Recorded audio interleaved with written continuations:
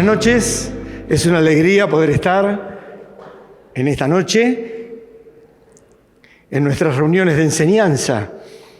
Y qué importante es que nos juntemos para oír la voz de Dios, oír la palabra de Dios. Y en primer lugar, queremos darle la bienvenida a todos los que han venido y sabemos que hay hermanos que están viniendo, pero queremos empezar en horario para que no se corran los tiempos. Así que primero vamos a presentar el tema general, es la Iglesia frente a los desafíos de la sociedad. La Iglesia frente a los desafíos de la sociedad. Y hoy tocaría el tema, el corazón de Dios por la justicia. El corazón de Dios por la justicia. Muy bien, vamos a ponernos de pie y vamos a orar, vamos a pedirle al Señor que nos bendiga en esta noche y vamos a poner la reunión en las manos del Señor. Así que oramos al Señor. Padre Dios nuestro, gracias te damos, Señor, porque en esta noche un grupo de tus hijos, salvados por la sangre preciosa de Cristo, podemos estar en esta tu casa, casa de oración, y en esta noche es para escuchar la enseñanza de tu palabra, junto con un momento de alabanza, de adoración, y también con interpretaciones musicales. Pero te pedimos por el hermano, te pedimos por Jorge Perecillo, Señor, para que tú le bendigas y para que él en esta noche pueda traer el mensaje tuyo. Gracias te damos por todo, bendícenos. Todo esto te lo pedimos y te lo agradecemos en el nombre del Señor Jesús. Amén. ¿Pueden tomar asiento?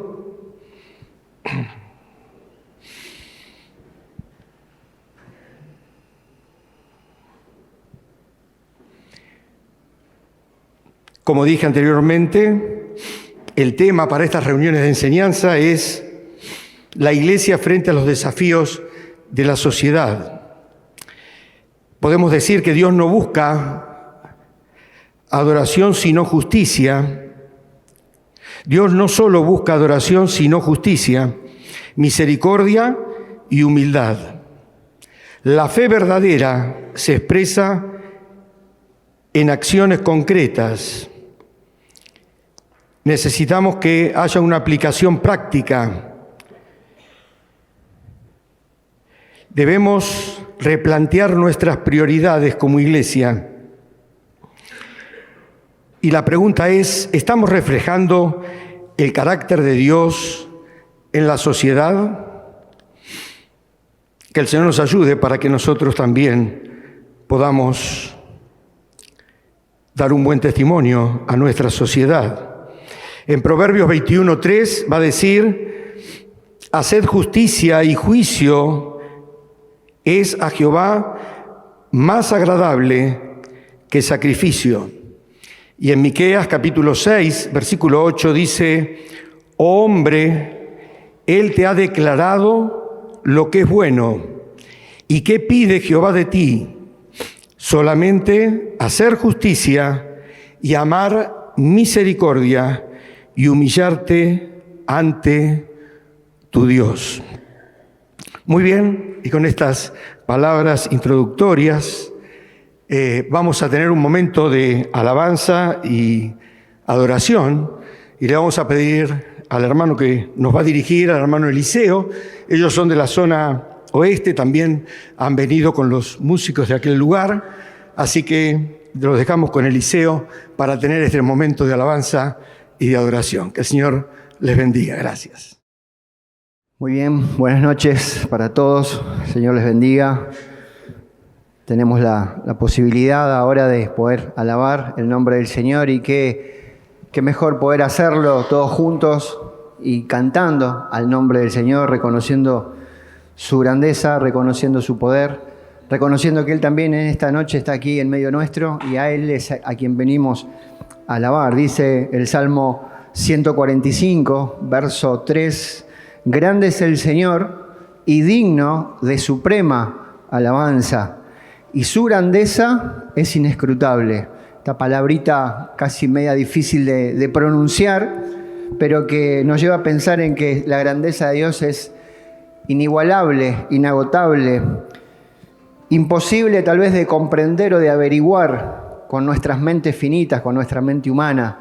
Por eso no tenemos más que hacer que agradecer y reconocer la grandeza de nuestro Señor, creerle por fe y poder de esa manera alabar su grandeza y agradecer que Él es nuestro Padre. Y este primer coro que vamos a cantar dice: el esplendor de un rey, vestido en majestad, la tierra alegre está. Hoy su pueblo alegre está, cubierto está de luz, venció la oscuridad y tiembla a su voz. ¡Cuán grande es Dios!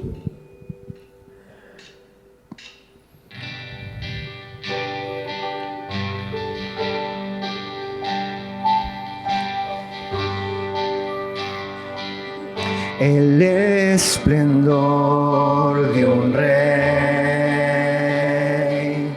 vestido en majestad, la tierra alegre está, la tierra alegre está,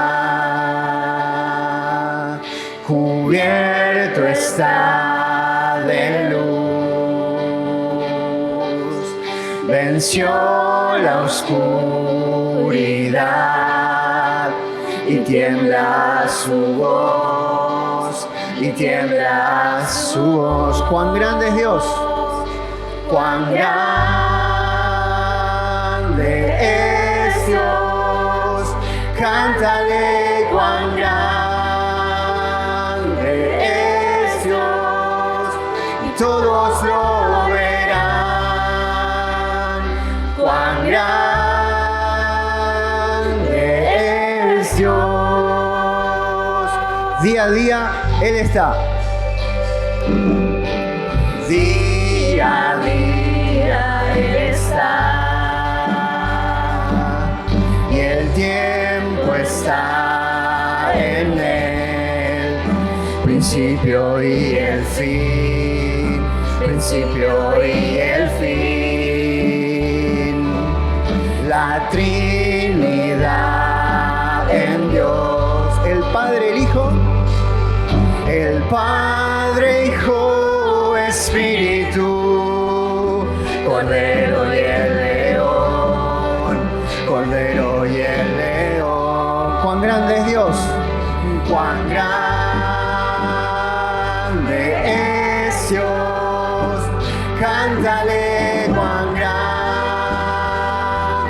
es Dios, y todos lo verán. ¡Cuán grande es Dios! Tu nombre sobre todo es. Tu nombre sobre todo es. Tú eres digno de alabar. Y mi ser dirá: cuán grande es Dios. Una vez más, tu nombre sobre todo es. Tú eres digno de alabar, y mi ser dirá: cuán grande es Dios. A ver nosotros, cuán grande es Dios. Vamos. Cuán grande es Dios. Cántale. Cuán grande es Dios. Y todos lo verán. Y todos lo verán. Cuán grande es Dios. Mi corazón entona la canción. Mi corazón entona la canción.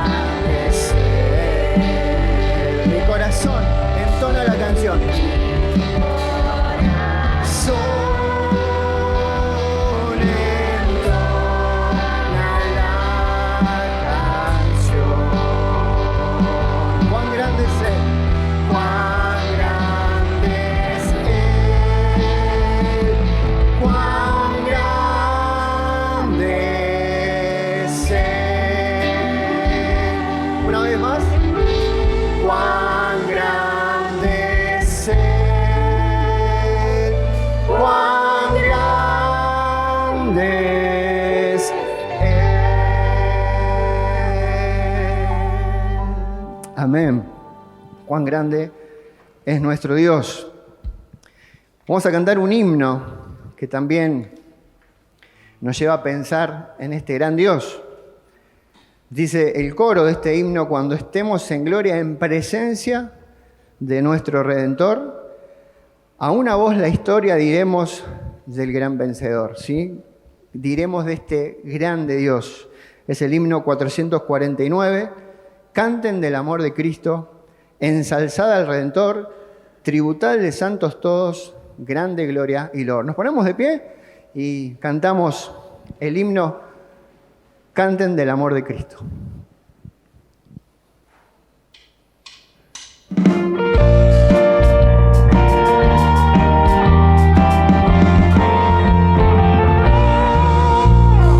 Canten del amor de Cristo, ensalzad al Redentor, tributadle santos, grande gloria y loor. Cuando estemos en gloria, en presencia de nuestro Redentor, a una voz la historia diremos del gran vencedor. El triunfo ya es seguro a las huestes del Señor. Oh, luchad con la mirada puesta en nuestro protector. Cuando estemos en gloria, en presencia de nuestro Redentor, a una voz la historia diremos. A ver las hermanas, el pendón al San Cristiano. Pendón al San Cristiano. De victoria. De victoria en victoria, siempre firmes. Todos juntos. Cuando estemos en gloria, en presencia de nuestro Redentor, a una voz la historia diremos del gran vencedor. Adelante, A la lucha, oh soldados de la fe, nuestro el triunfo, escuchemos los clamores, viva el Rey. Cuando estemos en gloria, en presencia de nuestro Redentor, a una voz la historia diremos del gran vencedor. A una voz la historia diremos del gran vencedor. Y así como estamos cantando realmente muy bien al nombre del Señor, el último coro que vamos a cantar, si hoy podemos proclamar su grandeza, si hoy podemos levantar el pendón de hijos de Dios, perdonados, salvados, rescatados, es porque Él nos amó. La obra del Señor Jesús la podríamos resumir en una sola palabra, y es el amor. Y todos conocemos, creo que en este lugar, en esta noche, uno de los textos más conocidos de la Biblia, que es el de Juan 3:16. Porque de tal manera amó Dios. Ahí se resume la obra del Señor Jesús. Y este coro dice: de tal manera me amó que su vida no escatimó. Hasta el final Él se entregó y a la muerte fue porque me amó. Cantamos de tal manera me amó.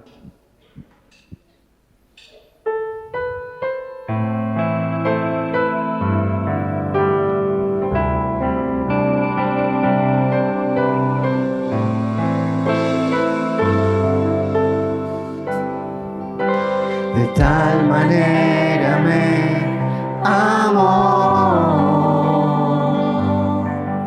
que su vida no escatimó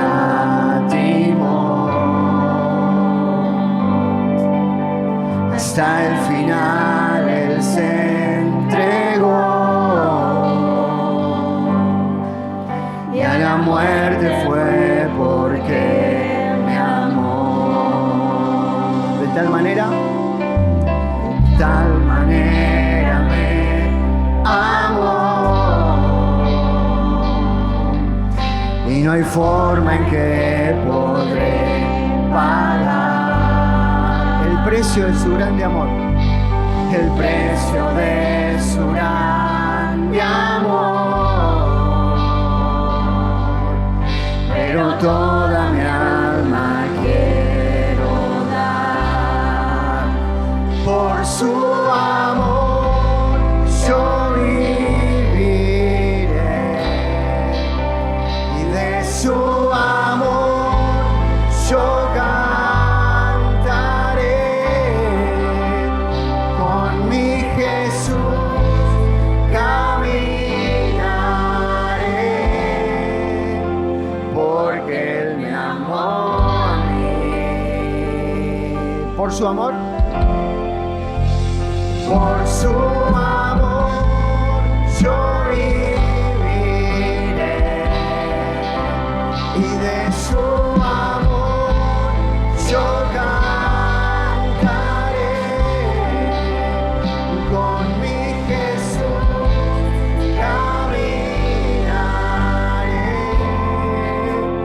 porque Él murió por mí. Le seguiré. Una vez más, desde el comienzo, de tal manera me amó, de tal manera me amó, que su vida no escatimó. Hasta el final Él se entregó. Hasta el final Él se entregó. Y a la muerte fue porque me amó. De tal manera me amó y no hay forma en que podré pagar el precio de su grande amor. Pero toda mi alma quiero dar, y por su amor yo viviré. De su amor yo cantaré. Con mi Jesús caminaré, porque Él me amó a mí. Por su amor y por su amor yo viviré y de su amor yo cantaré. Y con mi Jesús caminaré, porque Él murió por mí. Le seguiré. Padre Santo, gracias, porque podemos en esta noche reconocer tu grandeza, levantar la bandera de nuestra salvación, y todo fue porque tú nos amaste. Te alabamos, te damos las gracias por este momento que juntos podemos alabar tu nombre. Queremos que la recibas como un perfume grato en tu presencia. Lo hacemos en el nombre bendito del Señor Jesús. Amén. Muchas gracias. Que el Señor les bendiga. Y ahora vamos a tener una participación musical que va a estar a cargo de Moisés Escobar y Nora de Cosac. Ellos van a tener 2 canciones y luego nos preparamos también para ofrendar. Buenas noches. Dice Gálatas 6, 9 y 10.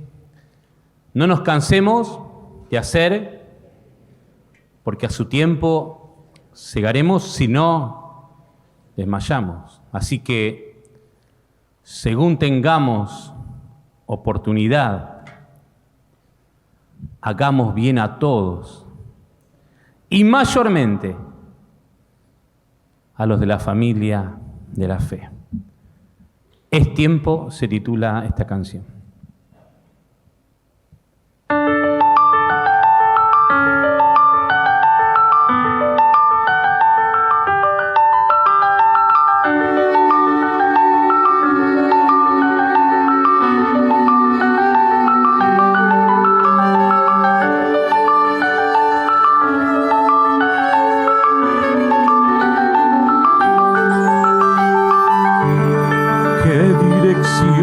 Estoy siguiendo,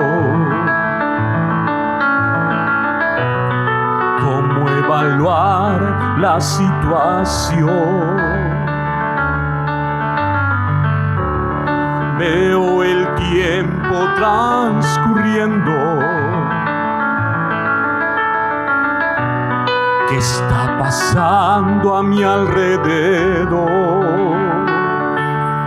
No enfrentamos la realidad de esto.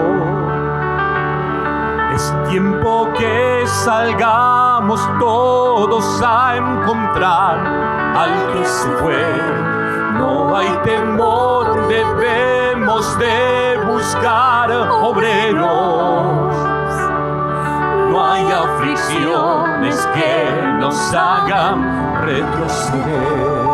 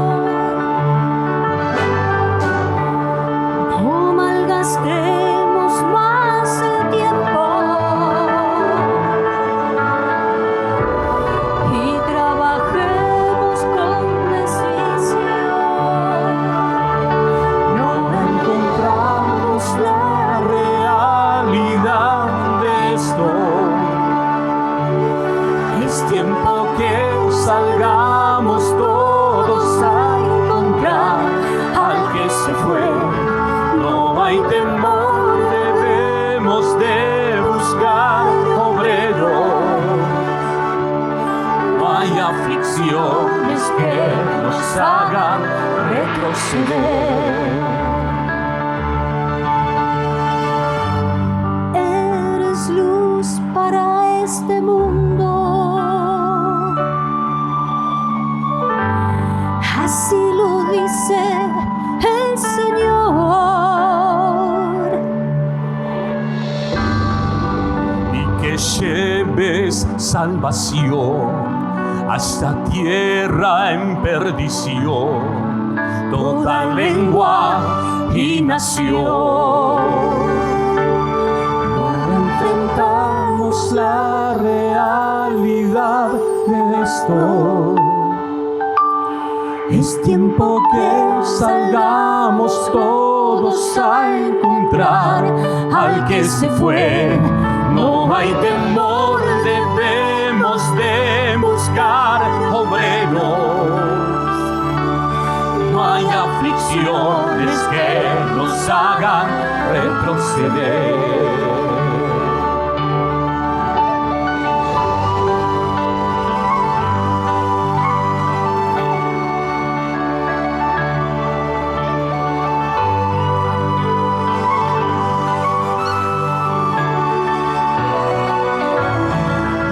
hay temor, debemos de buscar obreros.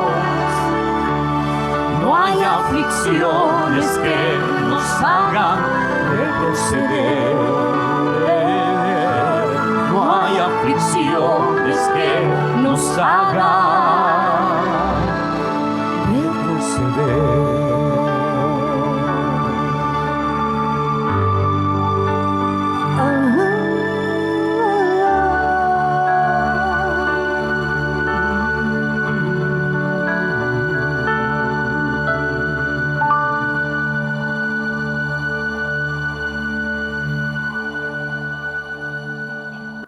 Está en nuestro corazón marcado Romanos 1:16, porque no me avergüenzo del Evangelio, porque es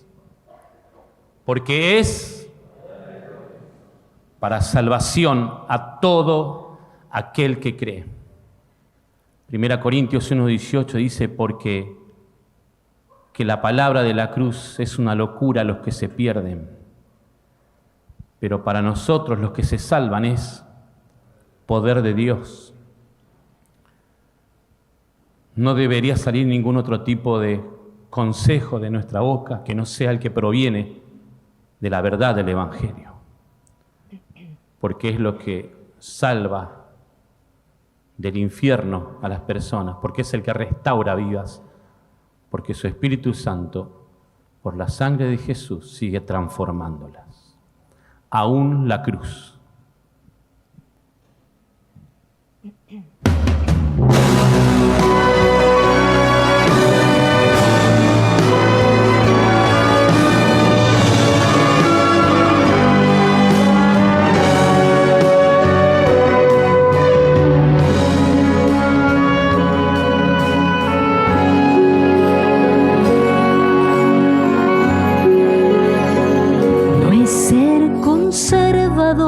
O liberal u otra identidad, no es el juicio de la mente ni lo que hay que interpretar.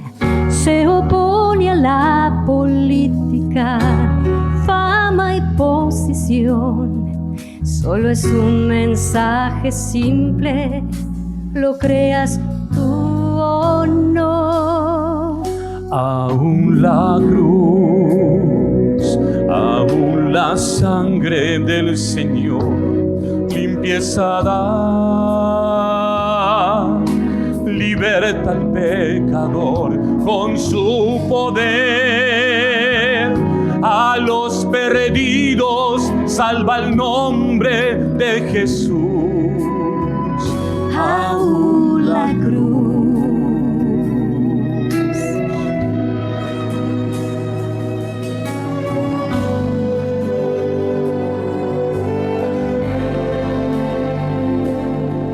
Se diluye su palabra hoy, pensando que nos saciará. Solo hay palabras simples que a obras buenas llevará, alterando convicciones, yendo tras la sociedad.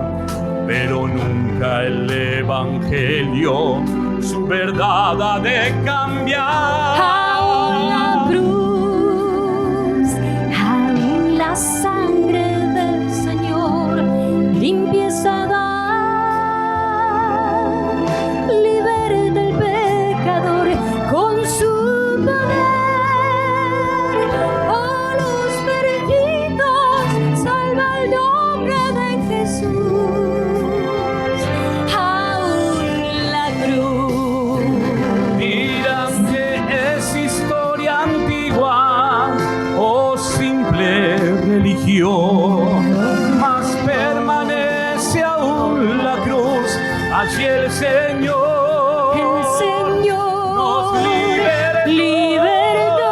Aún la cruz, aún la sangre del Señor limpieza da,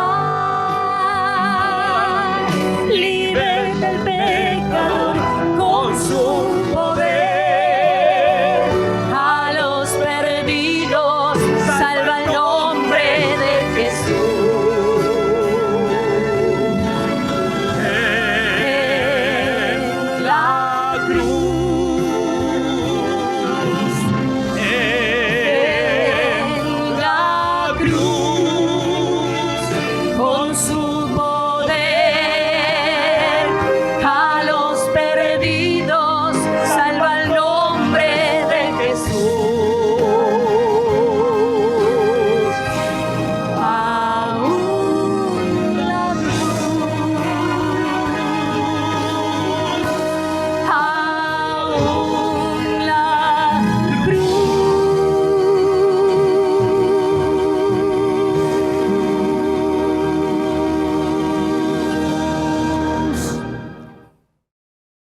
estamos dispuestos a escuchar la palabra de Dios. La responsabilidad es de nuestro hermano Jorge. Me dijeron Jorge Pérez, pero para mí es Jorge Perecío. Yo lo conozco desde muy chico, jugábamos juntos a la pelota desde muy chicos, así que para mí sigue siendo Jorge Perecío. Y es una alegría poder presentarlo a él y desearle que el Señor le bendiga. Solamente voy a decir el tema general que tenemos, la iglesia frente a los desafíos de la sociedad. Y el tema que le toca a Jorge es el corazón de Dios por la justicia. Deseamos que el Señor le bendiga y que Dios nos pueda hablar en esta noche. Qué lindo cuando jugábamos fútbol. El fútbol pasó por casa y me dijo muchas gracias por los servicios y se fue. Nunca más lo vi.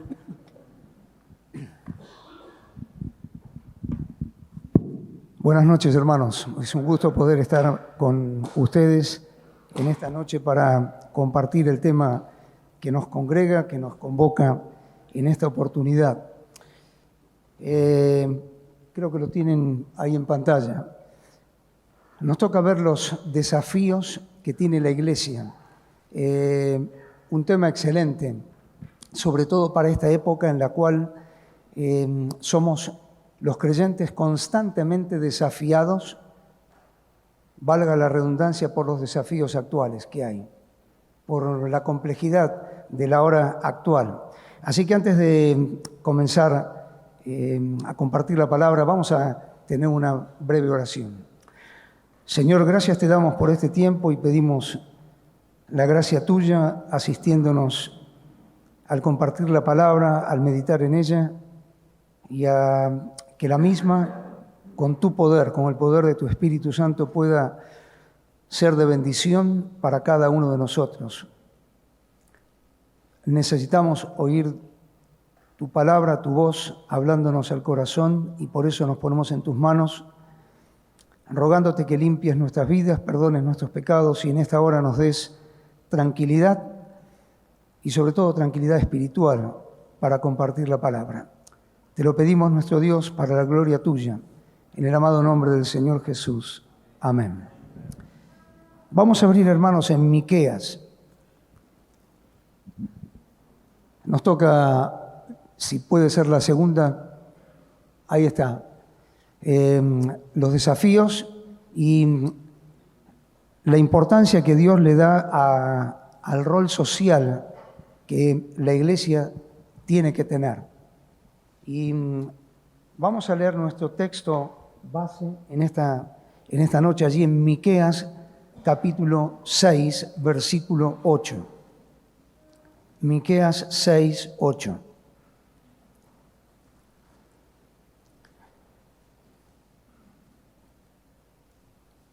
El profeta está hablando en nombre de Dios y dice: oh hombre, Él te ha declarado lo que es bueno.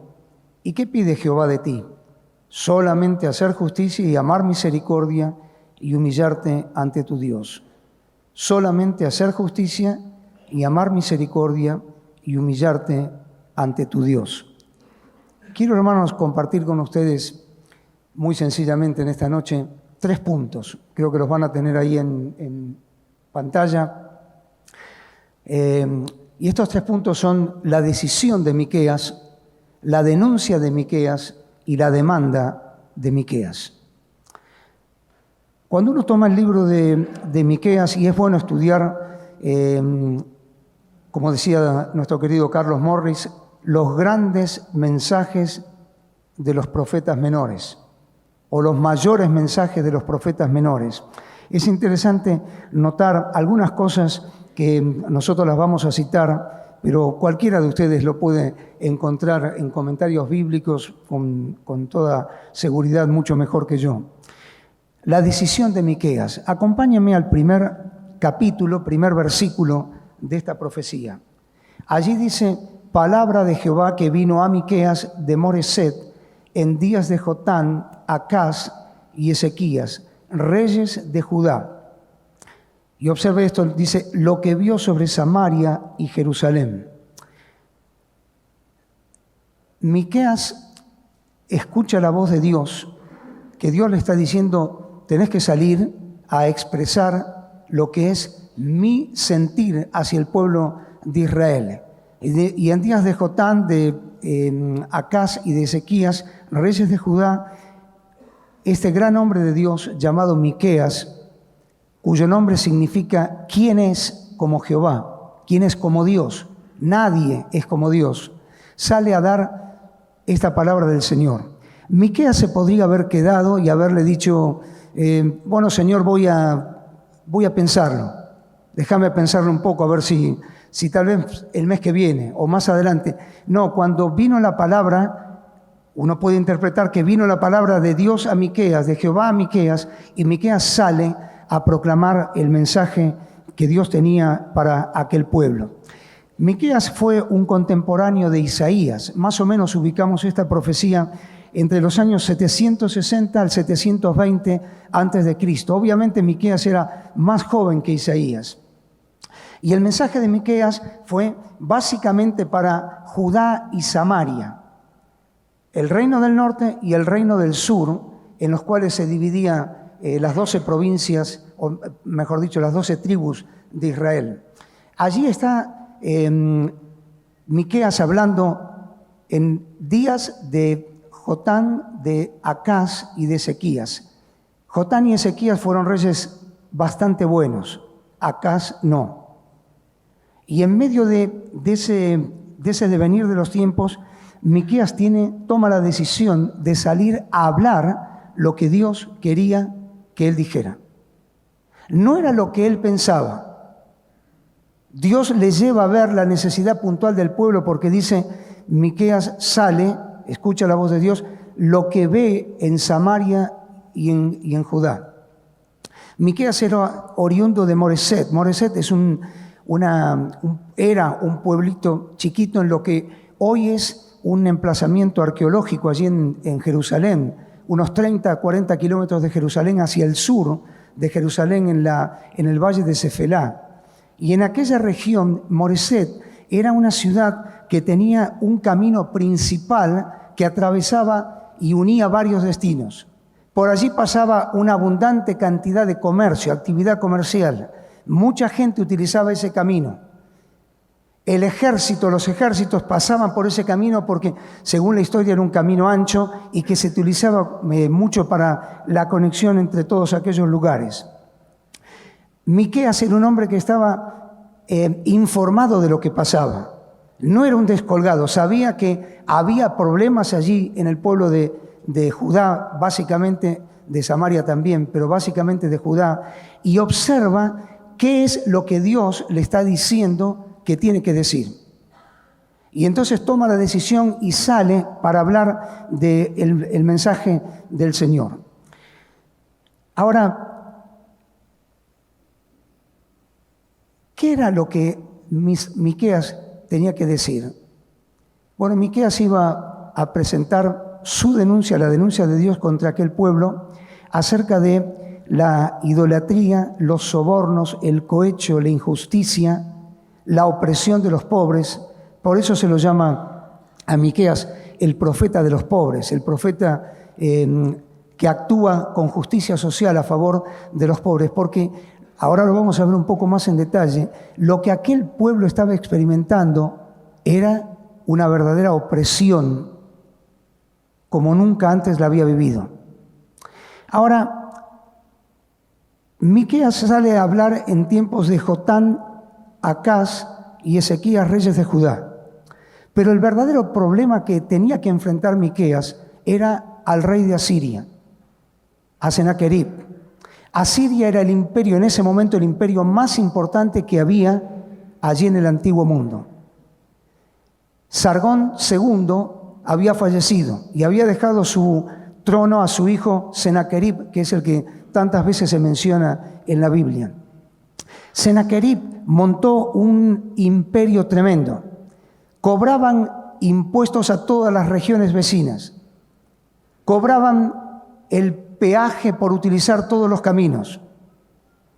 Llenaban sus alforjas de dinero de todas las regiones y de todos los pueblos vecinos. Asiria tenía un tremendo despliegue cultural y económico como nunca antes había existido en el mundo. Estamos hablando del año 730-725 a.C. Asiria además había incorporado algo que en aquel entonces no se usaba mucho, que era el hierro para las armas militares. Así que el ejército de Asiria era un ejército altamente capacitado. ¿Por qué? Porque no solamente tenía gente que peleaba, tenía instrumentos con los cuales podía hacer mucho daño. Asiria era un ejército, una nación, un reino temido. Y a ese rey, bajo el cual estaban en la jurisdicción Ezequías, Jotán, Acaz, como reyes de Judá, a ese rey es al que se enfrenta también Miqueas, para denunciar lo que encontraba en aquel reino: opresión, injusticia, sobornos y todo lo que nosotros conocemos perfectamente. La decisión de Miqueas, salir a enfrentar a Sennacherib. Más allá de que su mensaje fuera para Judá y para Samaria, en mayor énfasis para Judá, las tribus del sur, también se enfrentaba a Sennacherib. Hay un historiador bíblico que dice: Sennacherib pensaba que era Dios. Sin embargo, ¿quién es como Dios? Allí está Miqueas, para decirle quién es como Dios. En segundo lugar, la denuncia de Miqueas. Miqueas sale a denunciar en un contexto bastante complejo. Y hay 5 denuncias que solamente las vamos a citar. Usted la puede ver tranquilamente en su casa. Hay 5 denuncias que Miqueas hace. La primera de ellas, allí en el capítulo 2, verso 1, es una denuncia de carácter social. Dice: ay de los que en sus camas, capítulo 2, verso 1, en sus camas piensan iniquidad y maquinan el mal. Y cuando llega la mañana lo ejecutan porque tienen en su mano el poder. Codician las heredades y las roban, y casas y las toman, oprimen al hombre y a su casa, al hombre y a su heredad. Capítulo 3, verso 1, el liderazgo también es denunciado por Miqueas. Dije, 3:1, dije: oíd ahora, príncipes de Jacob y jefes de la casa de Israel, ¿no os concierne a vosotros saber lo que es justo? Vosotros que aborrecéis lo bueno y amáis lo malo, que le quitáis su piel y su carne de sobre los huesos, es decir, con las actitudes de ustedes están literalmente despellejando al pueblo. Vosotros, verso 2, capítulo 3, vosotros que aborrecéis lo bueno y amáis lo malo, que le quitáis su piel y su carne de sobre los huesos, que coméis asimismo la carne de mi pueblo y los desolláis su piel y les desolláis su piel sobre ellos y les quebrantáis los huesos y los rompéis como para el caldero y como carnes en ollas. Fíjense la insistencia con la cual Miqueas está describiendo lo que era la opresión en aquel entonces. Tercero, versículo 5 del capítulo 3, dice: así ha dicho Jehová, otra de las denuncias de Miqueas, acerca de los profetas que hacen errar a mi pueblo y claman paz cuando tienen algo que comer, y al que no les da de comer proclaman guerra contra él. Capítulo 3, versículo 11, dice: sus jefes juzgan por cohecho y sus sacerdotes enseñan por precio, y sus profetas adivinan por dinero, y se apoyan en Jehová diciendo: ¿no está Jehová entre nosotros? ¿No vendrá mal sobre nosotros? Versículo 9 y 11, sobre los capitanes, es decir, la élite civil, comercial, judicial, legal de aquel tiempo. Verso 9, oíd ahora esto, jefes de la casa de Jacob y capitanes de la casa de Israel, que abomináis el juicio y pervertís todo el derecho. Y allí dice que edificáis a Sión con sangre y a Jerusalén con injusticia. Así que la denuncia de Miqueas era una denuncia muy importante. Aquel pueblo estaba siendo realmente oprimido, y la denuncia de Miqueas es para quienes están en autoridad, para quienes ejercen liderazgo, para quienes podían observar las cosas desde otro plano. Y allí él cuestiona no solamente a quienes están en la élite del control, del poder de aquel pueblo, sino a los profetas que adivinan por dinero, a los sacerdotes que hablan por dinero y a aquellos que estaban como jefes de la casa de Israel. Ahora, como si Dios mirara al pueblo y quisiera hablarles a través del profeta, Dios le dice a Miqueas, para que a su vez lo diga al pueblo: no voy a entrar en juicio con este pueblo. No voy a entrar. Fíjense lo que dice el capítulo 6, versículo 2 y 3. Podemos leer desde el 1. Oíd ahora lo que dice Jehová. Levántate, contiende contra los montes y oigan los collados tu voz. Oíd montes y fuertes cimientos de la tierra, el pleito de Jehová, porque Jehová tiene pleito con su pueblo y altercará con Israel. Y acá comienza la supuesta discusión entre Dios y su pueblo. Pueblo mío, ¿qué te he hecho? ¿O en qué te he molestado? Responde contra mí. Porque yo te hice subir de la tierra de Egipto y de la casa de servidumbre te redimí. Y envié delante de ti a Moisés, a Aarón y a María. Pueblo mío, acuérdate. Es como si Dios estuviese diciéndole: bueno, muy bien, vamos a sentarnos y vamos a poner en claro algunas cosas. Recuerden todo lo que yo hice por ustedes. Recuerden todo lo que estuvieron viviendo y cómo a través del tiempo yo estuve preparando para ustedes hombres, grandes líderes que fueron conduciendo y que fueron llevando los destinos del pueblo. Y ahora ustedes están frente a mí altercando como que no pasa nada, como que no hay ningún tipo de problema. Y fíjense lo que dice, por favor, el versículo 7. Se agradará Jehová, del mismo capítulo 6, perdón. ¿Se agradará Jehová de millares de carneros o de 10,000 arroyos de aceite? Miqueas está hablando en nombre del pueblo. ¿Daré mi primogénito por mi rebelión, el fruto de mis entrañas por el pecado de mi alma? Y ahí viene el texto. Oh hombre, él te ha declarado lo que es bueno. ¿Y qué pide Jehová de ti? Solamente hacer justicia y amar misericordia y humillarte ante tu Dios. Es como si Miqueas le dijera: bueno, Dios les está diciendo que cambien su actitud. Y ustedes no se dan cuenta, no lo quieren reconocer. No se quieren dar cuenta del problema en el cual ustedes están viviendo y del cual ustedes son parte. Ustedes tienen que cambiar. No sirve presentarse delante de Dios para negociar algo con Dios. Por eso dice Miqueas: te voy a dar todos los sacrificios, te voy a dar animales, te voy a dar incluso mis hijos. No, Dios no quiere eso. Dios quería del pueblo un arrepentimiento sincero. Dios quería del pueblo el corazón. Y por eso Dios está invitando al pueblo a que reconsidere lo pasado y vea cómo Dios había obrado en consecuencia hacia ellos y cambien la actitud. Ahora, queridos, este mensaje de Miqueas, déjenme hacer un pequeño paréntesis. Este mensaje de Miqueas es un mensaje que también nos llega a nosotros. A veces pensamos que podemos conversar con Dios, podemos altercar con Dios en función de lo que nosotros supuestamente le damos a Dios. Señor, te doy mi adoración, te doy mis ofrendas, te doy mi servicio, te doy mi actividad. Y déjenme decirles que Dios nos sigue diciendo lo mismo que al pueblo de Israel allí en la antigüedad. Yo no quiero eso. Dios no quiere nuestras ofrendas, nuestro servicio, nuestro ministerio, todo lo que nosotros podemos hacer que sabemos perfectamente.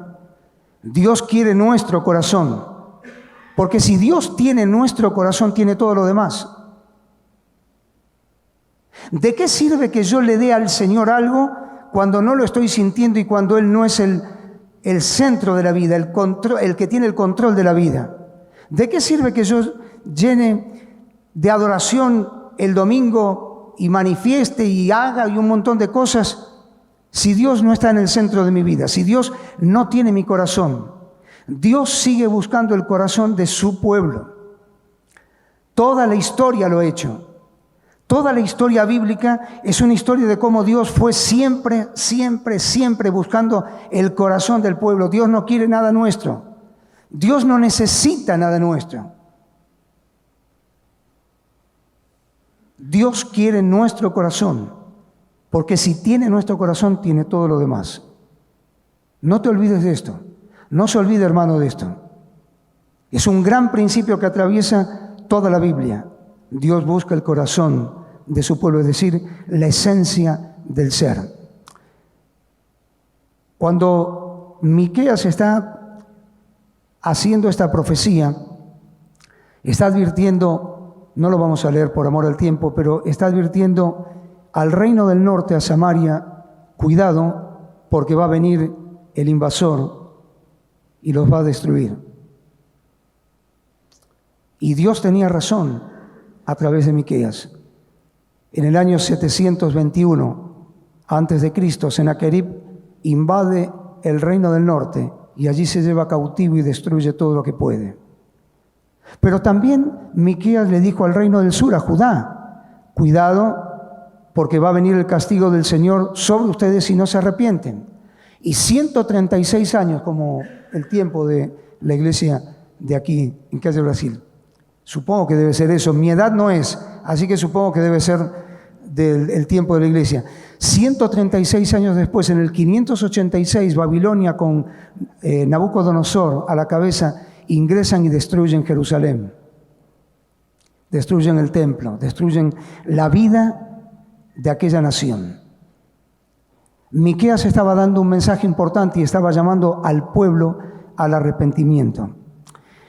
Ahora,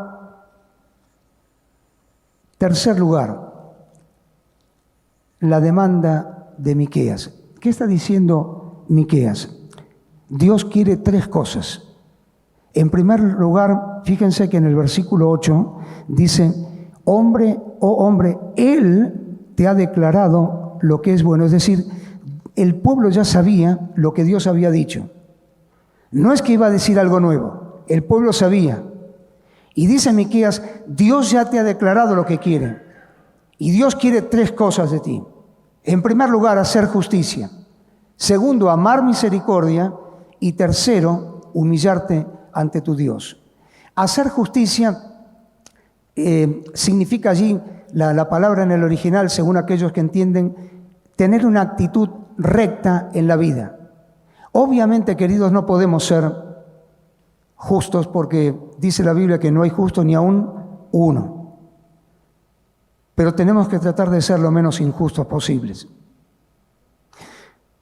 Y cuando la Biblia dice hacer justicia, está diciendo algo que hay que generar, que hay que trabajar, que hay que producir para hacer justicia. Hacer justicia en el trato con los demás, no solamente con aquellos que son desconocidos, no solamente en el ámbito de lo social por fuera de la iglesia, hacer justicia incluso entre nuestras relaciones familiares, congregacionales, laborales, de amistad, ser justos. Hacer justicia, es decir, tener una actitud de rectitud y de seguridad ante el otro, porque obramos correctamente. Segundo, fíjense que dice amar misericordia, no dice hacer misericordia. Porque aquel que no ama la misericordia difícilmente la puede hacer. La misericordia es el fruto de un corazón que ha sido trabajado por el amor de Dios. Y porque ha sido trabajado por el amor de Dios y en el cual Dios habita, expande, transmite, saca misericordia para el que no tiene. La misericordia dicen que es la unión de dos palabras, miseria y cardio, que es un sentimiento de compasión. Se estruje el corazón hacia aquel que está en la miseria. Y Miqueas le dice, ¿qué te pide Dios? Dios te pide que ames misericordia, amar misericordia. Es decir, tener adentro tuyo el ejercicio de la misericordia. Uno de los atributos de Dios. Dios es un Dios misericordioso y clemente. Tercer lugar, no solamente hacer justicia, amar misericordia, sino humillarte ante tu Dios. Y allí está expresando una idea de bajar el copete. Ustedes saben que sobre todo en el Lejano Oriente, el ingreso a muchos lugares sagrados es una puerta pequeña, que hay que inclinarse para entrar. Porque aquellos que idearon eso, que pensaron eso, dicen: a la presencia del Señor, del Poderoso, del Dios en el cual ellos creen, hay que ingresar con Él, con la cerviz inclinada. Y eso significa literalmente humillarte ante tu Dios, tener una actitud de humildad. Queridos, la humildad no está en el auto que tengo, ni en la casa que tengo, ni en las vacaciones que puedo tomar, ni en el empleo que tengo, ni en el sueldo que tengo, ni en la condición económica. La humildad está en el corazón. Porque usted seguramente habrá conocido personas muy bien posicionadas económicamente, socialmente, humildes, y habrá conocido personas socialmente muy pobres, pero tremendamente orgullosas. La humildad está en el corazón. Y cuando Miqueas le dice a aquel pueblo: tienes que hacer justicia, es decir, tienes que tratar al otro como corresponde, no te pongas por encima del otro, trátalo con justicia, porque es igual que tú. Cuando Miqueas le dice al pueblo: tienes que amar misericordia, es porque aquel pueblo no estaba actuando con misericordia. Una de las características de aquel entonces, según los historiadores, era el marcado egoísmo que había en el pueblo de Israel. Y no difiere de nuestro tiempo. Un tiempo donde la gente no busca a Dios, donde la gente lo único que quiere es satisfacer las demandas del ego. Quiero estar bien, quiero pasarla bien, no quiero problemas, quiero disfrutar de la vida. Y eso lo único que hace es entronar un humanismo sin Dios. Un humanismo que está metido en todos los sectores de la sociedad y contra el cual nosotros a veces no nos damos cuenta de que deberíamos luchar mucho más de lo que luchamos. El querido y amado Felipe Expósito, en cierta oportunidad, en un campamento que tuvimos allí en Máximo Paz, recuerdo era un día de lluvia y estaba hablando de Romanos, de cómo mortificar la carne. Miró por la ventana y se quedó allí en silencio viendo el campo, y yo miré, digo, por ahí hay algo. Se quedó mirando como si la mirada estuviera perdida y vuelve hacia nosotros, hacia la gente del campamento, y nos dice: queridos, hay que ir todos los días al gimnasio de la Biblia para quemar las energías de la carne. Nunca lo voy a olvidar. Necesitamos practicar la humildad. La humildad nace de un corazón que se inclina ante la presencia de Dios. Por eso Miqueas dice: humillarte ante tu Dios. Porque si vivimos en humildad ante Dios, tendremos un corazón humilde. La demanda de Miqueas: hacer justicia, amar misericordia, humillarte ante tu Dios. Ahora, hermanos, Miqueas está diciendo algo que es hacia afuera, hacer justicia, algo que es hacia adentro, amar misericordia, y algo que es hacia arriba, humillarnos ante Dios. Y yo quiero con ustedes muy brevemente, muy sencillamente, sacar una conclusión de todo esto. De todo este mensaje de Miqueas, que es un mensaje interesante. En 7 capítulos, desnuda de una manera tremenda, le hace más que una radiografía, le hace una tomografía axial computada, le saca todo a aquel pueblo de Israel, al corazón del pueblo de Israel. Y déjenme pensar con ustedes acerca de este tema que nos convoca hoy, cómo la iglesia actual puede involucrarse en una manifestación mayor de acción social, de ayuda social, de amar misericordia y de manifestar esa misericordia en un mundo tan complejo como el que vivimos. Como decíamos antes, la gente no quiere oír de Dios. La gente quiere pasarla bien. La gente va a la iglesia cuando tiene algún problema. Si no, no va. Y entonces, yo quiero ver con ustedes, bajo la idea de este concepto, el paradigma. ¿Qué es el paradigma? El paradigma ha sido una palabra que se utiliza, que se ha usado muchísimo, para describir lo que es la visión de un tiempo particular de la historia. Es un modelo que muestra algo de lo cual nosotros podemos sacar muchas conclusiones. Un paradigma. Si yo les dijera a ustedes, les preguntara, ¿la iglesia hoy en día es lo mismo que hace 100 años? Y alguno me diría, sí, bueno, pero no puede ser lo mismo que hace 100 años. Claro, déjenme decirles, hermanos, que la iglesia es exactamente lo mismo. La iglesia no cambia, Dios no cambia, el mensaje del Evangelio no cambia, la doctrina no cambia, los principios bíblicos no cambian, la salvación que se ofrece al pecador no cambia. La iglesia es la misma desde Hechos capítulo 2 hasta hoy. ¿Qué ha pasado? Ha cambiado el contexto, ha cambiado la forma de interpretar el mundo, de ver el mundo, los paradigmas que la iglesia tiene que enfrentar en distintos momentos de la historia. Y eso me parece que es el énfasis mayor que Miqueas está mostrándole al pueblo de Israel y nos quiere mostrar a nosotros. No hay que cambiar lo que uno cree.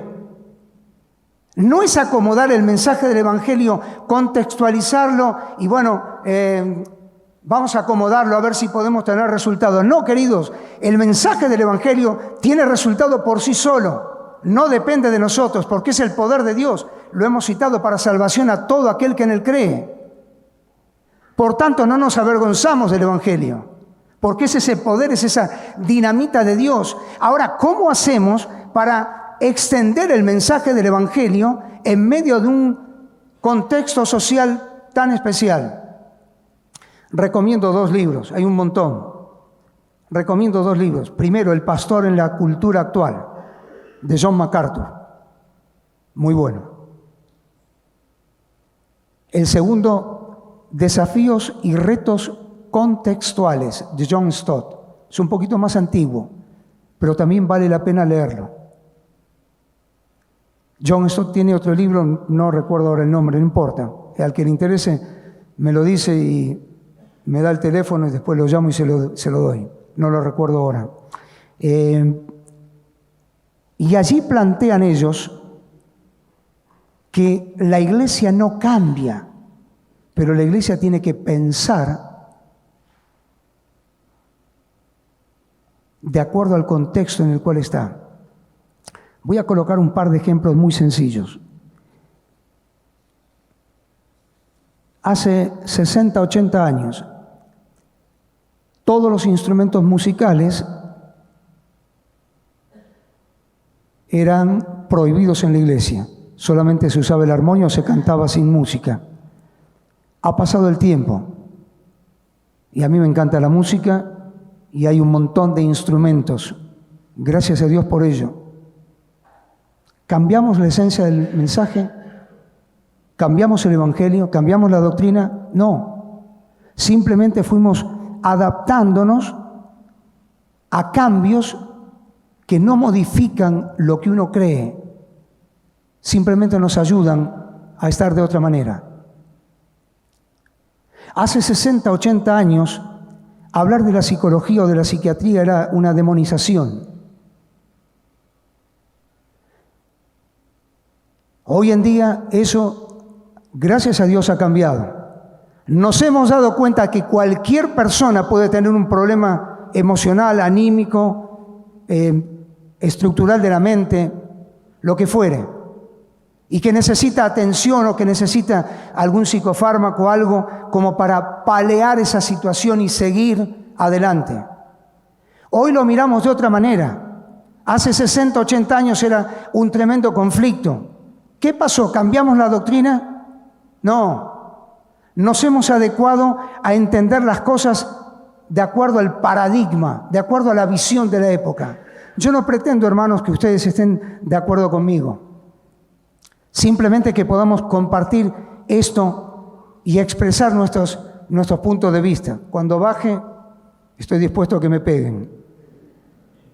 Pero déjenme decirles, queridos, que hemos aprendido que la depresión es algo muy común. Hablaba hace poco con un hermano, un querido hermano. Tuve depresión desde los 12 años hasta los 25.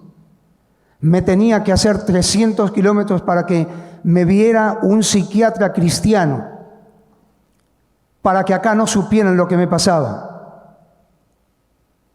Déjenme decirles que David dice en el Salmo 40, verso 2, me sacaste del pozo de la desesperación, del lodo cenagoso. ¿Qué es eso? ¿No es eso una depresión? Elías dice, quítame la vida. ¿No es eso un intento de suicidio? Charles Spurgeon, el príncipe de los predicadores, durante más de 20 y tantos años estuvo luchando contra lo que él llamaba una espantosa batalla mental. Y en su biografía él cuenta, sus biógrafos cuentan de que pasaba horas en su biblioteca llorando y no sabiendo por qué lloraba. El pozo en el cual muchas veces caemos. Y aquellos que hemos pasado bajones de mayor o de menor intensidad, sabemos, y ustedes saben a lo que me estoy refiriendo, ¿y ha cambiado algo nuestra doctrina, nuestra fe? No. Seguimos creyendo en el mismo Dios poderoso, pero hemos contextualizado nuestra manera de pensar. La ayuda social. Muchos grupos evangélicos han salido a ganar la calle. Yo sé que hay iglesias de las nuestras que han salido y salen con mucho éxito a ayudar al que está en la calle. Recién veníamos del norte para acá, viendo cuánta gente acá en Constitución está en la calle, tirada. Yo sé que hay iglesias que están haciendo un trabajo fantástico. Y hay que hacerlo. Voy a hacer una autorreferencia, pero quédense tranquilos porque voy a hablar mal de mí. Hace unos 4 o 5 meses estábamos haciendo un trabajo en la propiedad de la iglesia. Estábamos llenando un volquete. Así que yo me fui de casa sin un peso, sin documentos y con una pinta. Hoy estoy un muñequito de torta, pero si usted me ve ese día, sin que yo le diga nada, mete la mano en el bolsillo y me da plata. Daba lástima. Pero bueno, iba a llenar un container. Cuando estaba llenando el container con otros hermanos, se acerca una mujer de condición muy humilde, con una ropa raída, y me dice, ¿tiene algo para darme? Nosotros estábamos al lado de la iglesia. Y yo le dije, no, la verdad que en este momento no tengo nada. Encima yo no tenía nada. No tengo nada. Pero no tiene nada para darme. Y le digo, no, vení el jueves, en el horario de la reunión, que está la gente de acción social, del servicio social, que te va a poder ayudar. Me mira, me clava la mirada y me dice, pero es una iglesia. Y se dio media vuelta y se fue. Pero es una iglesia. ¿Por qué? Porque para la gente, el último lugar en el cual puede encontrar un rechazo es la iglesia. Puede encontrar negativa en cualquier sitio, menos en la iglesia. Y yo me quedé callado allí y dije, qué mal. Y yo quiero presentarte, hermanos,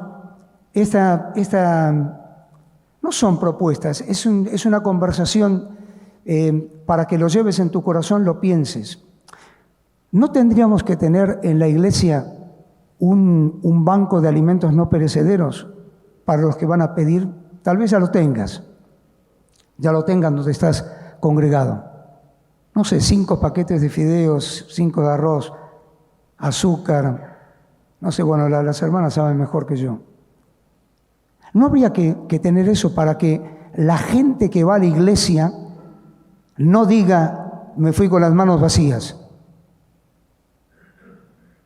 Porque lo único que hace la iglesia es mitigar, es decir, suavizar el problema, no solucionarlo. No le podemos solucionar el problema a la gente, pero sí podemos suavizarle ese momento y darle algo para que siga. O tener una pequeña caja, 20, 30, 40 mil pesos, y darle algo para que no diga, es una iglesia y me fui con las manos vacías. ¿No tendríamos que tener en la iglesia un gabinete de orientación espiritual? Tenemos, gracias a Dios, montones de profesionales de excelente preparación en la mayoría de las iglesias. ¿No habría que formar un gabinete de orientación y de ayuda espiritual para la gente que va con crisis, con profundas crisis, para poder ayudarlos? ¿Qué hacía el Señor con las personas? El Señor, en la mayoría de los relatos de los evangelios, el Señor solucionaba primero el problema de las personas y luego le predicaba. Voy a volver a hablar mal de mí otra vez. Noche de invierno. Termino de predicar allí en la única iglesia que me aguanta, allí en Munro.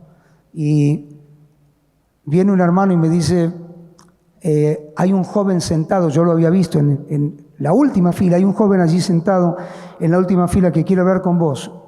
Bueno, ya voy. Fui y lo invité a pasar a uno de los cuartos del fondo. Me acuerdo bien porque teníamos los nenes chiquitos y le dije a Adriana, toma, andate vos a casa, yo voy cuando termino. Eso sería aproximadamente las 8:25 de la noche. Eran las 11:20 de la noche y yo todavía estaba ahí con ese muchacho. Creo que a pocas personas le prediqué como esa noche a ese muchacho. Pero creo que a pocas personas no las ayudé como ese muchacho. Salió de allí, me dio la mano y se perdió en la neblina de una noche muy fría de invierno. Y yo me quedé viéndolo y dije, acá fallé. Lo que ese muchacho necesitaba era otra cosa. Era que yo lo escuchara, que yo lo atendiera, que yo me comprometiera con él para que al día siguiente pudiéramos ir a ver a alguien que lo sacara de su adicción. Yo no entendía nada, pero fracasé. Y queridos, no hay mejor maestro en la vida que el fracaso. El fracaso es aquel que nos enseña dónde nos hemos equivocado y cómo nos podemos levantar para ser mejores. Y desde ese momento, hace más de 20 y pico de años, siempre estoy preguntándole a hermanas y hermanos en la congregación, ¿tenés condiciones para escuchar a las personas? Porque a veces las personas lo único que quieren es ser escuchadas. No quieren otra cosa, muchas de ellas. Solamente quieren un oído que las escuche. A veces hay que escucharlas 1 hora, 2 horas o 3 horas. Pero hay que escucharlas. Es el precio de un ejercicio de la justicia, de la misericordia y de andar humildemente ante el Señor. No podemos solucionarle el problema a todas las personas, pero sí podemos ayudarlas. Y en ese afán de ayuda podemos solucionar, aunque sea parcialmente, sus problemas y hablarles de Cristo. y dejar que el poder del Espíritu de Dios obre en sus vidas. Queridos, necesitamos pensar de otra manera. Insisto, no es, hermanos, cambiar la doctrina, no es cambiar el Evangelio, no es cambiar los principios, no, por favor, llévese, quiero ser claro y quiero que usted me entienda mejor, no estoy diciendo eso. Estoy diciendo que necesitamos pensar la iglesia de otra manera. Hace 50, 60 años no hubiéramos imaginado el rol que hoy tienen las redes sociales. Seguimos entregando un tratado, y yo no digo que no, hay que seguir entregando tratados. Pero el alcance y la extensión que tienen las redes sociales es tremendo. Necesitamos capacitar gente para armar programas que extiendan el Evangelio localmente a través de esos medios. Hace 50, 60 años tomábamos, ¿se acuerdan los refrigerios? El té con pizza. Una mezcolanza bárbara. Pero bueno, lo tomamos por años, hasta que un día a alguien se le ocurrió, ¿por qué no ponemos gaseosa? Y el que quiere té. ¿Y cambió algo la iglesia? No, no cambió nada, hermanos. Nos hemos acostumbrado o acomodado, mejor dicho, a una concepción distinta, a un paradigma distinto, a una interpretación distinta de los tiempos. Y el tema de la justicia social nos implica, queridos, nos implica tener un corazón, lo digo para mí el primero, un corazón que haga justicia, que ame misericordia y que ande en humildad ante el Señor. Miqueas le decía a aquel pueblo, si no haces esto, va a venir la destrucción. Dicho y hecho, unos 136 años después, llegó la destrucción para Judá, el reino de Judá. Allí quedó todo destrozado. Necesitamos, hermanos, pensar de qué manera podemos ayudar a la gran cantidad de personas que vienen a la iglesia y que tienen problemas de alcoholismo. Necesitamos replantearnos cómo pensar y cómo ayudar a la gran cantidad de jóvenes que luchan con la pornografía. Hoy está en un toque, en un touch, en un instante, en un teléfono. Hay jóvenes, pobrecitos, que están luchando con eso. Es una tentación. Yo no sabía, pero hace un tiempo me enteré, la gran cantidad de jóvenes creyentes que están escondidamente en el mundo de las apuestas, también por el teléfono. Y claro, hoy día necesitamos todos la plata. Y cuando hay una manera fácil de ganarla es tentadora. Necesitamos, hermanos, personas capacitadas para poder interpretar los problemas que hay en los matrimonios. Hay matrimonios en crisis, pero en verdadera crisis, no de una crisis temporal de una semana o de 3 días. Años donde han perdido el contacto, viven bajo un mismo techo, pero nada más. Después se sientan el domingo en la iglesia, como si no pasara nada. Sí, hermanos, pasa. Y tenemos que abrir los ojos para enfrentar esas necesidades puntuales, sociales que tiene la iglesia hoy en día. Como esto, un montón de cosas que ustedes saben y conocen mejor que yo.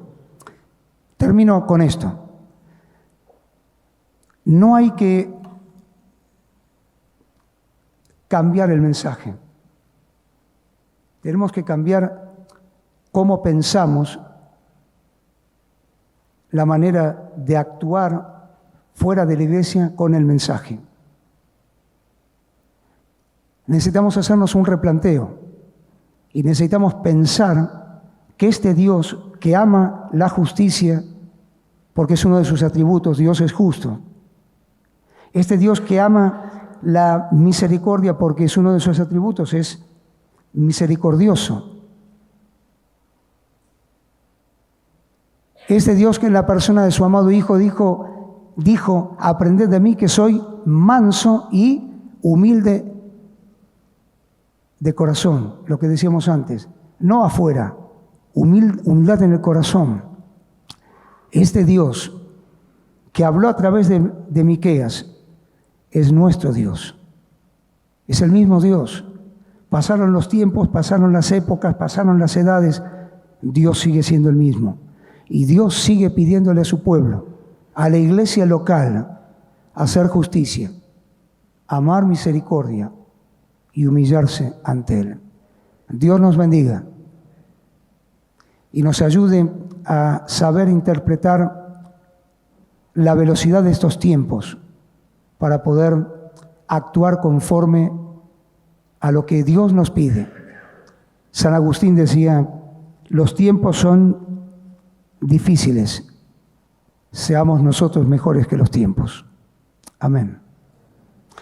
Señor, te damos gracias por darnos este tiempo de meditación y queremos pedirte que nos bendigas, que apliques esta palabra del profeta, esta decisión del profeta en nosotros, esta denuncia que hacía el profeta en nosotros, esta demanda que el profeta le daba al pueblo, que puedas aplicarla en nuestra vida y que cada uno de nosotros, delante de tu presencia,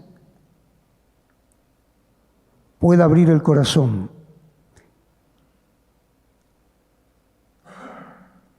y pueda exponerse tal cual es delante tuyo, para que puedas hacer los cambios que necesitamos, que la iglesia necesita, que nuestras vidas necesitan, que tu pueblo aquí en Argentina necesita. Bendecí tu palabra, despedinos con tu paz, con tu bendición, llévanos con bien a nuestros hogares, acompáñanos en esta semana, bendecí la obra tuya en todo lugar, en el amado nombre del Señor Jesús. Amén. Damos gracias a Dios por su palabra y que podamos aplicarla en nuestra vida. Y una de las cosas que me quedó, el Señor